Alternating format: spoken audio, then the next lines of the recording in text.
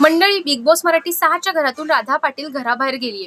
राधा जाता जाता असं म्हणाली की तिला वाईट वाटत नाहीये घराबाहेर आल्याचं, कारण तिला शिकायला मिळालं होतं. ही संधी तिच्यासाठी खूप मोठी होती. ह्या संधीतून ती तिला स्वतःला प्रूव्ह करू शकत होते. तिचं काम वाईट नाहीये, तर ती तिची कला सादर करते असं तिचं म्हणणं होतं.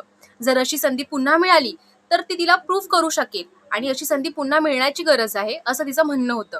राधा घराबाहेर गेल्यावरती आपण बघतो की अनुश्री आणि बाकीच्या टोळीला खूप वाईट वाटतं.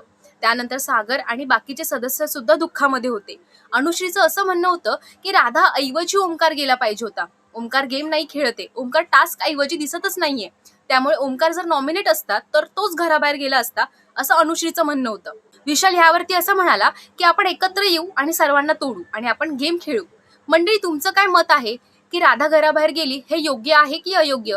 राधा ऐवजी घराबाहेर कोण जायला पाहिजे होतं? तुमचं काय मत आहे हे आम्हाला कमेंटमध्ये नक्की सांगा आणि बिग बॉसच्या अशाच अपडेटसाठी आपल्या मराठी वाहिनीला नक्की फॉलो करा.